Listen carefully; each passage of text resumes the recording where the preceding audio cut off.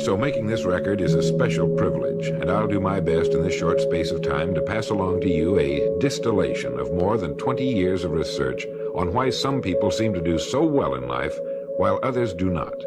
This information has changed my life and the lives of thousands of others who have made the same discovery, and I sincerely hope it will have a happy and profitable effect upon yours.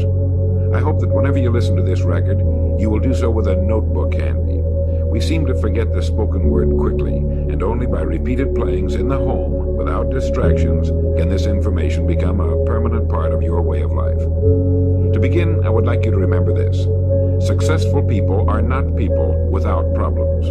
They have, as a rule, just as many problems and largely the same kind as everyone else. The difference is that they learn to solve their problems. Successful living is nothing more than the ability to solve successfully the problems which are as much a part of living as breathing. The degree of our success will be determined by the extent to which we can solve our problems. So now that we've defined the problem, let me make this statement. If you can tell me what you want, I can tell you how to get it. The problem with the great majority of individuals is not with their ability to achieve their goals in life, but rather with the failure to understand two factors vital to successful living. The first is to make the decision as to what it is we want enough to give it most of our attention until it's been achieved, and to clearly define it. And the second is to fully understand that we have the ability to achieve this goal, or we wouldn't want it in the first place. The next vital rule to successful living is to understand that our success is won or lost by our ability to serve others. We are interdependent, and it's just as impossible to succeed without serving others as it would be to live in our modern world without others serving us. Our rewards in life will and must always be in exact proportion to our service. It is the misunderstanding of this single law which, in my mind, is responsible for fully 90% of the frustration and discontent we see around us. In your mind's eye, get a picture of a giant apothecary scale, the kind with the cross arm from which hang two large bowls on chains. One of the bowls is marked rewards, the other service. These bowls will always be in perfect balance. A lot of people don't like this law, if they're even aware of it, but not liking a law does nothing to change it. The basic laws of nature and economics are unchanging. If we're out of step with them, we are, as Thomas Huxley put it, checkmated, without haste, but without remorse. But to those who know and work with the laws, he said, they are paid with the overflowing sort of generosity with which the strong delight in strength. Now, there are two kinds of rewards, or income. One is psychic, the other is real, or tangible, such as money or property. If a person doesn't like his income, all he has to do is take a good long look at his service. The fact that the many individuals in the fields of science, religion, teaching, and so on must measure most of their rewards in the realm of the psychic does nothing to alter the fact that their rewards will be in exact proportion to their service. Look where you will find this law in undeviating operation. Our rewards will always be in exact proportion to our service. Good examples of this are World Book and Childcraft. The fact that your company is the world's largest publisher of reference material is based solely on the fact that its products have found the widest acceptance and have been sold to more individuals and institutions. This is the law, then, that lies as the supporting structure of economics and personal well-being, so fix it in your mind. All attempts to sidestep or in any way avoid this law will result in frustration and failure. So this brings up the question, if what I want is more than I now have, how can I increase my service in order to earn it? Well, whom do we serve? We serve people. So let's take a moment to try to understand people. The more we understand them, the better we can serve them. I think of an adult human being as a grown child, doing his best to play for the first and last time on earth this game called life. The extent to which he learns the rules of this mighty game will determine his success. But right here we run into an historic and exasperating fact. People down through the centuries have, with the most amazing consistency, divided themselves into two groups. One group contains about 5% of any given population. The other group contains the remaining 95%. Neither of these two groups is any better than the other. But one thing separates them. The big group the one containing about 95% of the people, never seems to get the word, while the smaller group, the 5%, does. Now, what do I mean by getting the word? I mean about 95% of the people never quite understand, emotionally or intellectually, that we as individuals control, to an altogether unsuspected extent, our lives here on Earth. That each one of us is the architect of the structure fashioned by our years. You see, all of us want the same things, but only about 5% figures out how to get them. I think it's perfectly stated in your World Book booklet titled Opportunity Unlimited. It says, within each of us burn two unquenchable ambitions, to serve importantly and to gain financial independence. Both of these worthwhile goals are within the reach of all of us, man or woman, but according to statistics, only about 5% achieve both of them. Why? Let's look at it logically. Every human being has a tendency to think, act, and talk like those by whom he is surrounded. This is environment, and it exercises an enormous influence on our lives. We've already pointed out that 95% don't seem to get the word in life. Then it follows that in the case of any given individual, the odds are 95 to 5 that he is surrounded by the larger group. And since a body in motion tends to remain in motion until acted upon by an outside force, that he will continue to conform to his group unless we can do a better job of serving him through knowledge. Here is our largest opportunity for service, and the rewards will take care of themselves. Now, right here, let me restate what we've covered so far. Our rewards, psychic and tangible, will be in proportion to our service. The failure of most people to live successfully is not caused by their lack of abilities, far from it, but rather in their failure to decide what it is they want, and understanding that our wants are governed by our talents and abilities, and that we are divided into two groups of roughly 5% and 95%, and that it's the 5% group which is successful. So here, let me give you a definition of success which, to my mind, covers the subject completely. Success is the progressive realization of a worthy ideal. That is, anyone who knows where he is going in life is a success. At the moment he makes the decision of what it is he intends to accomplish, of what it is he considers a worthy ideal, he is successful.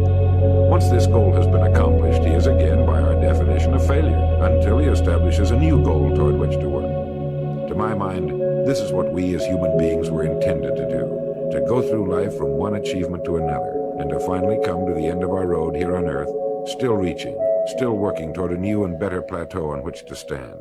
For this is to live and live completely, to know as much as we can know, to serve as much as we can serve, to accomplish as much as we can accomplish. Well, since success is the progressive realization of a worthy ideal, why are we faced with only 5% who can be called really successful? Because the best estimates available tell us that only about 5% will ever decide upon and define the one thing they want, one thing because we can only do one thing at a time. To my mind, the story of a person's life is the story of a quest, a search to which he devotes his life. We know that the happiest people on earth are those who know exactly what it is they seek and set boldly out to find it. And while we're all dreamers, the fortunate ones are those who have found a dream so exciting and worthwhile that they'll devote a part or all of their lives to making that dream come true. But while all dream, by far the great majority, that 95%, never realizes that a persistent daydream is often the point on which we should set our compass, the place toward which it is meant for us to journey. The tragedy is that the great majority shrugs off this built-in direction finder and returns to the wide, visible, well-marked road in life which they feel must be the best road because it carries the heaviest traffic. Well, let's make this point clear. The road in life with the heaviest traffic is not the best road to follow, for it is the road of the 95%. It is the road with no more opportunity and with 19 times as much competition. Let me very briefly tell you how I got started on this business of making a study of people and why they wind up the way they do. I spent nearly 20 years looking for the secret to achievement. I didn't know it was older than the pyramids and had appeared in more than 50 million books. It started in 1933 during the last Depression for me. I was bothered by the difference that existed between what I had been told and what I could see around me. For example, I had been told that man was God's noblest creature and had dominion over all the earth and all its other creatures. I knew this was true, but in my neighborhood the creatures were eating better than we were, and I wanted to know why so many were poor when there was such abundance on the earth. They had no money, but there was still as much as there had been a few years before. Where it had gone? They had little education, yet education was on every side of them. They had very little food, yet it was raised in abundance. They lived in inadequate and ugly dwellings, yet there were good homes for sale. Well, it was apparent to me that these people didn't have the answer to the problem. They were good people, but they didn't have the answers. Here were people who were discouraged and confused in a world which should have been filled with challenge and excitement. It's true that we were in a period of general depression, but to the thinking individual, this represents another problem to be solved, another challenge to overcome. And to many, it was the thing that sparked their greatest accomplishments. I remember reading something once about discouragement. It was a fable about a devil's sale, and he had his many wares on display. There was the rapier of jealousy, the dagger of fear, the strangling noose of hatred, each with its high price. But on a purple pedestal, gleaming dully in the light, was a worn and battered wedge. This was the devil's most prized possession, and it was not for sale, for with it alone he could stay in business. It was the wedge of discouragement.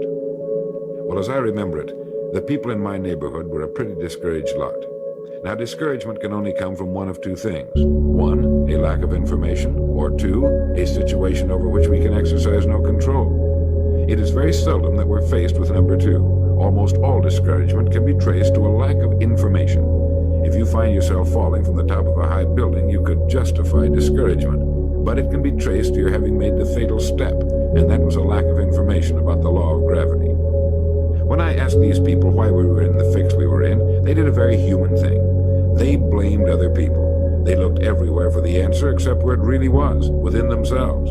These were the 95%. And I decided to find out just what it was that separated the haves from the have-nots, not just in a financial sense, but in every sense. I found the answers in books written by great men. I found the answer in the Bible. Why didn't these people of whom I speak know the answers? They didn't read good books. They didn't read the Bible. Everyone owned one because it was fashionable, like a set of Shakespeare, but they didn't read that either. They were discouraged because they lacked information. They didn't know the rules of this game called life, and they had been checkmated, without haste, but without remorse. They didn't realize that without a goal, an aiming point, we're without purpose or direction. They clung together, feeling somehow that there was safety in numbers, without realizing that in this case, just the opposite is true. They didn't know that if we conform to the big group, the odds are 95-5 that we'll miss the boat in life in almost every vital and important aspect of living. To prove this, you need only take a look at human history. Of all the billions of human beings who've lived on Earth, all great advances, all great ideas have come from just a handful, a few thousand out of billions. Now, how have the people as a group reacted to the great ideas? Every great leader and thinker, from Socrates to the Wright brothers, has been scorned, ridiculed, poisoned, imprisoned, stoned, pilloried, burned at the stake, or crucified. Mankind as a group has made a consistently grisly game of tormenting his saviors. Why? Lack of information, lack of knowledge. It comes from following the wrong crowd. What can we learn from all this as individuals? Two things.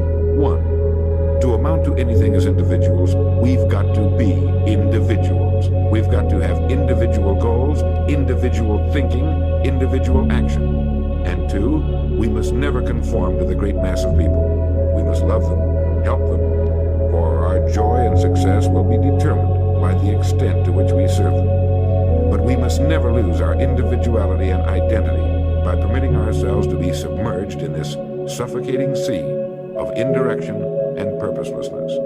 There's nothing wrong with emulation. In fact, it's a good idea, so long as we emulate a person who represents that which we wish to become, but never the crowd, never the 95%.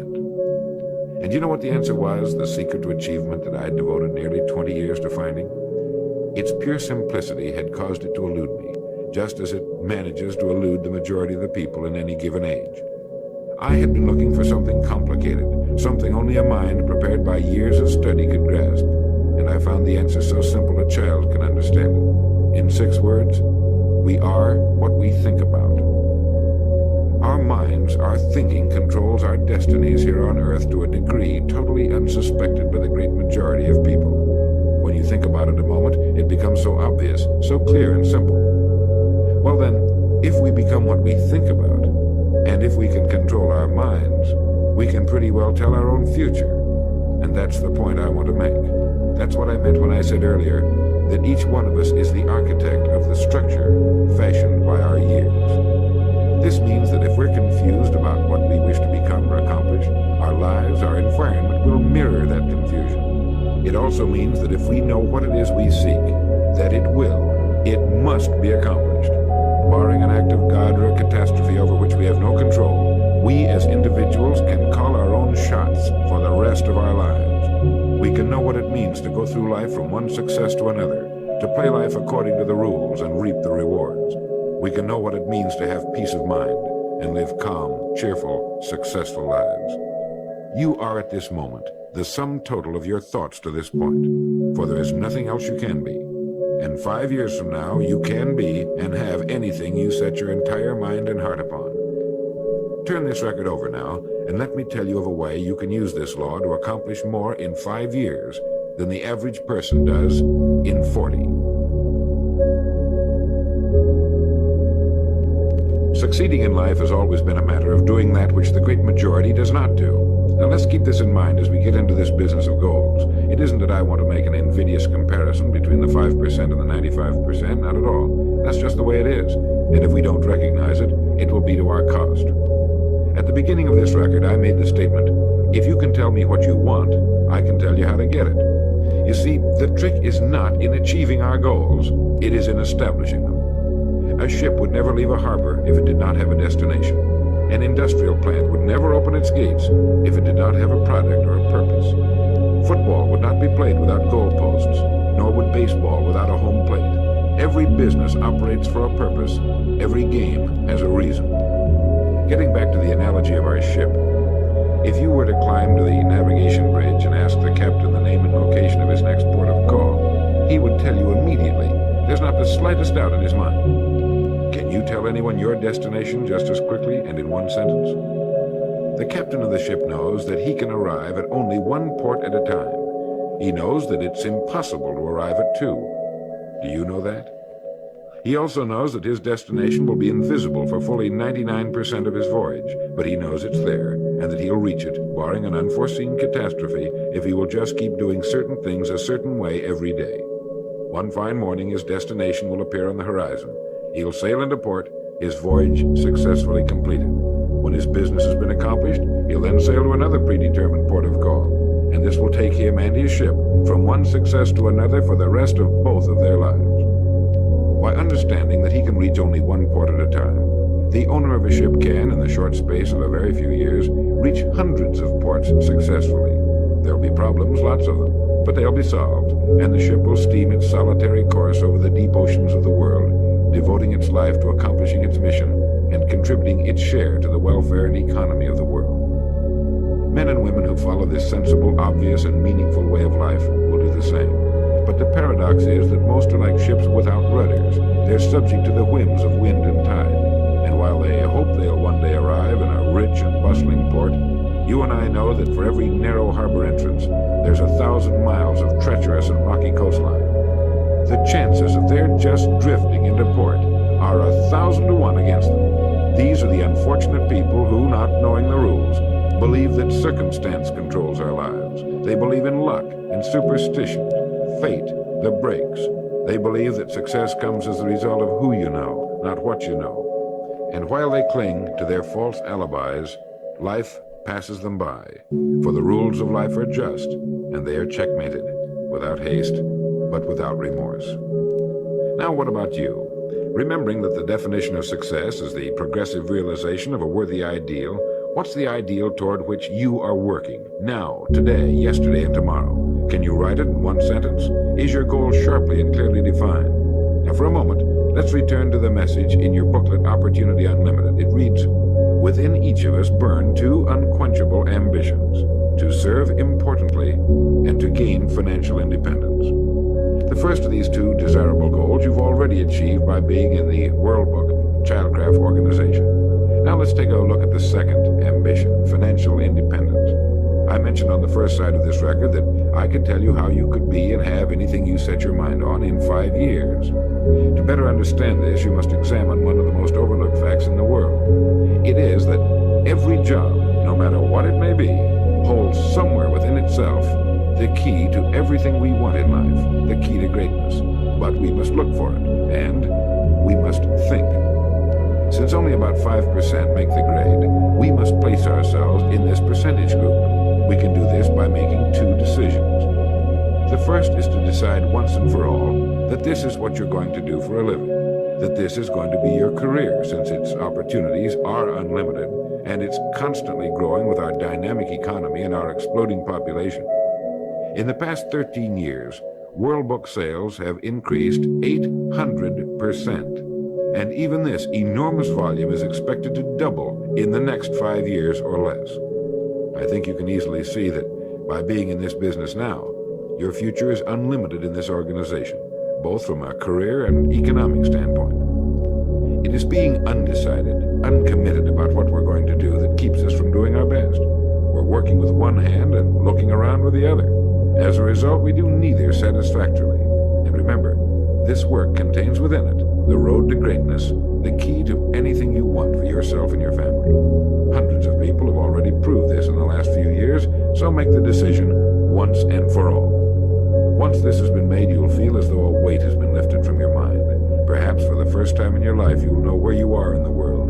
You know you have a place where you can serve, where you're needed and respected, where what you're doing is important. Once this decision has been made, we come to the second. Decide to become a professional at your business. You see, we can either compete or create. If we compete with all the other people in our line of work, we must be willing to accept the same rewards.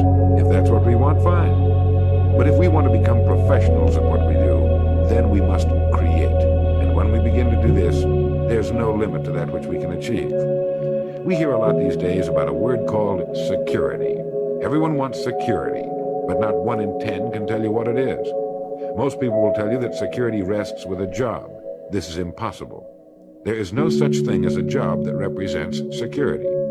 Anyone with a job can lose it for any one of 1,000 reasons at any time. Those people I saw back in 1933, demoralized and afraid, thought that a job represented security. And when it had been taken from them, they had lost everything. They found themselves lost in a world they didn't understand. No, a job cannot represent security. There is only one place on earth you can find security, and if it isn't there, it isn't anywhere. It's inside of a person, never outside. If a man has security inside, where it belongs, his wife and children can feel it when he sits down to eat with them, and they're warmed by it. If a man has security inside where it belongs, you can see it walking down the street, and you can feel it when he enters a room. That's security, and you can't take it away from him. You can take away his money, his home, everything but a wife who's willing to start over, and most of them are, and drop him anywhere in the country. Go back in a year and he'll be doing just as well as when you found him the first time. You can't keep a good man down, no matter what you do to him. Like cream on milk, you can shake it all day, but just set it down for a while and it'll bounce right to the top again. This man or this woman has security where it belongs. And you know where it comes from? It comes from doing what we do for a living surpassingly well. It comes from being a pro in a world of amateurs. Becoming a pro isn't difficult. It comes from knowing what to do with time. It comes from knowledge, planning, and working. First, knowledge. This means learning everything we can about what we sell, about World Book, Childcraft, and our sales material. Learning everything we can about people, since that's who we sell, and learning everything we can about selling, since that's our profession. What we sell, who we sell, and how to sell. Those 3 subjects would fill a large library, but we can take things one at a time, and by devoting an hour a day to study, we can become outstanding professionals in 5 years or less. And it's the professionals in this business who can write their own tickets, good times or bad. They can live where they choose, and being professionals, work when they choose. Second, planning. This means writing down the specific goal we're now working toward. It means writing in detail about the first port of call we want to reach, realizing that we can only reach one at a time. It means selecting the income we feel will represent financial independence to us. Once this has been selected, we know exactly what we must do in order to reach it. As soon as our first goal has been reached, we can set a new one. The person who does this is the person people call lucky. Good things just seem to happen to him. The so-called breaks start coming his way. But it's a result of planning and working positively that attracts the good things to us. I can't emphasize too much the importance of describing your goal in detail. If it's a beautiful new home, get the actual plans, or at least an elevation drawing of the home, and carry it with you so that you can look at it regularly. If it's a certain amount of money, write down the specific amount for the coming year to the penny, and then work your plan. Whatever your goal may be, write it down in detail. Then you're like the ship. You're on course, and you'll reach more successful ports in a few years than most men do in a lifetime. And third, working. Working more than the average, if we're going to achieve more than average results, is necessary, of course. But with proper planning and with knowledge, it seems easy. Moreover, to work, we need energy, and energy is inextricably linked to desire. Unless we have a desire to do a certain thing, we find ourselves without the energy. But you will never find desire without energy. Once our goal has been crystallized in our minds and we realize that we become what we think about, our doubts vanish as to whether or not we can achieve our desired ends, and with the picture of our dream in our mind, we have abundant energy.